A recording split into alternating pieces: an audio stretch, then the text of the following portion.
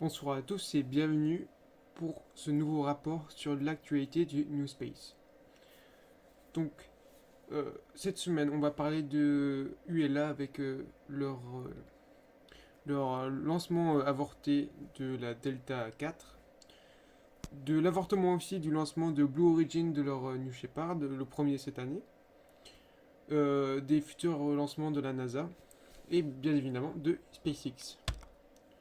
Donc, pour commencer, euh, le premier du mois d'octobre a eu lieu, non, aurait normalement eu lieu un lancement de ULA qui, comme le dernier, a avorté au moment du démarrage des moteurs. Donc on voit les étincelles démarrer et des flammes monter le long de la fusée qui est l'image et la représentation de la Delta 4.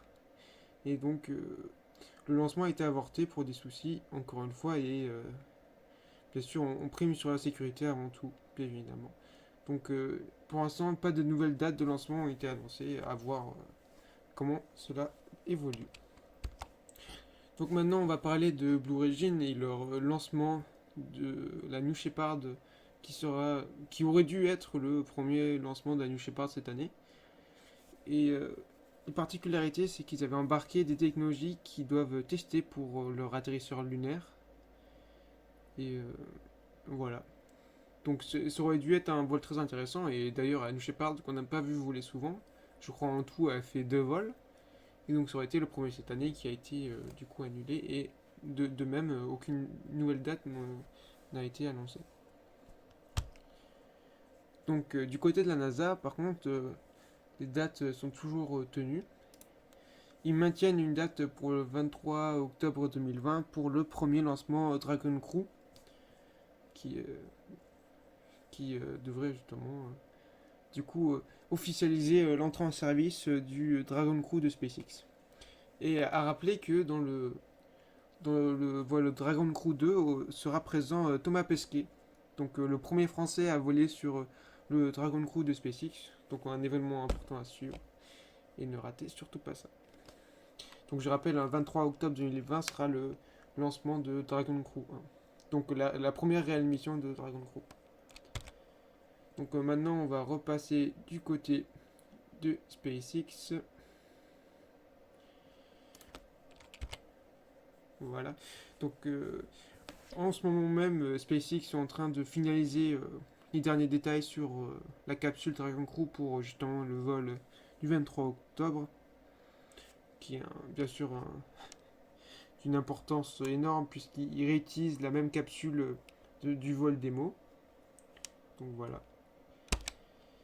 Euh, Maintenant, du côté de Boca Chica, le réservoir SN 7.1 a donc subi l'essai et a donc lâché euh, sous la pression. D'après Elon Musk, si je me souviens bien, le véhicule a atteint 8 bars et quelques, d'après Elon Musk, pour que le véhicule soit euh, habitable, entre guillemets, capable de transporter des humains, il faudrait qu'il atteigne 8,5 bars de pression euh, par sécurité. Mais pour l'instant, puisque on est encore loin d'un vol habité dans les Starships, la pression de 8 bars est largement suffisante et pourrait être. Et Elon Musk voit d'ailleurs plusieurs angles dans lesquels il peut l'améliorer pour atteindre ce niveau de sécurité. Maintenant, on va passer du côté de SN8 qui vient d'être fini d'être assemblé entre guillemets, donc sur lesquels on a ajouté ces flaperons qui sont contrôlés par des moteurs Tesla, bien évidemment, électriques, qui a été mis sur son pas d'essai, si je me souviens bien, il y a 3 jours, pour effectuer ses premiers tests cryogéniques. Et les dates pour les tests cryogéniques sont à partir d'aujourd'hui jusqu'à après-demain. Donc normalement, dans ce laps de temps, SNUT aura effectué ses tests cryogéniques. Et voilà. Donc à préciser que après ces tests cryogéniques et sûrement du démarrage des moteurs des Raptors sous SN8, SpaceX doit encore rajouter la coiffe et les flaperons sur la coiffe, évidemment. Donc à voir à quel moment SpaceX a l'intention de les ajouter, soit avant l'essai statique des moteurs, soit après. C'est encore une information qu'on ne sait pas. Voilà. Et aussi quelques petits mèmes qui sont apparus sur internet comparant SN8 et un pingouin avec ces petits flaperons refermés.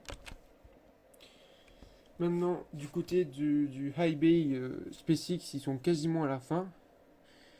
Il reste à l'heure actuelle seulement la fin du toit pour que le bâtiment soit officiellement terminé. Au même moment, SpaceX sont en train de monter une nouvelle grue, ce qui voudrait dire qu'ils auraient 3 grues quasiment de la même taille sur leur chantier. Donc, à voir quel sera l'intérêt de leur nouvelle grue. De l'autre côté du chantier, on voit au niveau du pad orbital SpaceX qui ont coulé euh, du béton dans les tubes métalliques qui tiennent la structure. Et donc actuellement, ils en ont rempli, je crois, 3 ou 4. Et il en reste normalement 2 à remplir. Mais il faut compter que le ciment mettra très longtemps à sécher puisqu'il est enfermé et du coup il n'est pas au contact de l'air libre. Maintenant, SN9 a été complètement assemblé. C'est-à-dire que maintenant, du format, on peut comparer maintenant SN9 à SN6 et 5 dans, dans son ensemble. Donc SN9 pour l'instant ne possède pas ces flaperons. C'est juste le tronc principal comme SN5 et SN6. Donc qui a été finalisé hier ou avant-hier dans Mid-Bay. Donc à voir si SpaceX a déjà préparé des flaperons pour SN9 et à voir les projets de SpaceX pour SN9. À compter que pour l'instant, aucun équipement n'a été encore installé, donc ce qui soit la tuyauterie ou tout l'électronique n'est pas encore installé ni finalisé sur SN9. Euh, Maintenant, on a trouvé aussi ont été aperçues des pièces de SN12, sachant qu'il y a aussi des pièces de SN10 et 9 qui sont aperçues. Donc là, ils sont jusqu'à l'itération SN12 pour certaines parties de Starship. Et tout ça, c'est des images là pour l'instant de NASA Space Flight. Donc voilà, ils sont déjà à SN12 alors que SN8 n'a pas encore commencé ses essais. C'est qu'ils avancent très très vite. Maintenant, du côté de Super Heavy, euh, à l'heure actuelle, on connaît euh, 2 pièces. Donc un tronçon principal du côté du réservoir du bas et justement le tronçon qui fait la liaison entre les deux réservoirs. Donc le dôme qu'ils ont en commun a été aperçu et un tronçon principal en bas. Mais c'est encore loin d'être finalisé vu la taille de Super Heavy. Et en tout cas, ça veut dire qu'ils travaillent dessus et que ça avance. Donc voilà. Maintenant, pour ceux qui me suivent en live, ils peuvent voir les très belles images de Deep Space Courrier d'un prototype SN8 en plein vol qui fait son plongeon.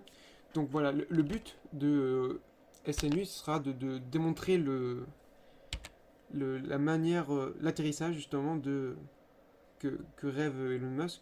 C'est-à-dire que SN8 va s'élever en altitude, couper ses moteurs, basculer en avant et avec ses flaperons contrôler sa descente et au dernier moment se redresser et rallumer ses moteurs pour pouvoir se toucher en toute sécurité.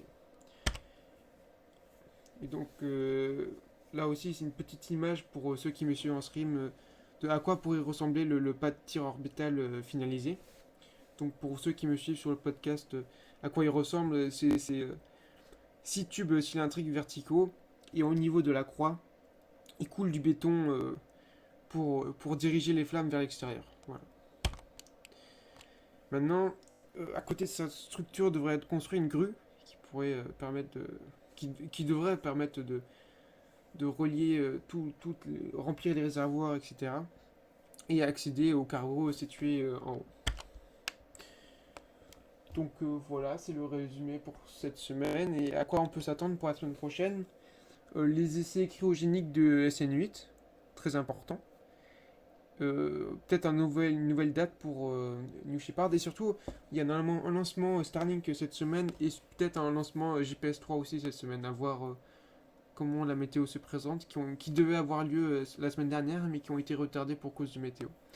Donc à voir comment ça se produira. Donc merci à tous de m'avoir suivi en live sur Twitch et merci à tous de m'écouter aussi sur les podcasts respectivement. Et du coup, moi je vous dis bonne fin de soirée et à la semaine prochaine. Au revoir.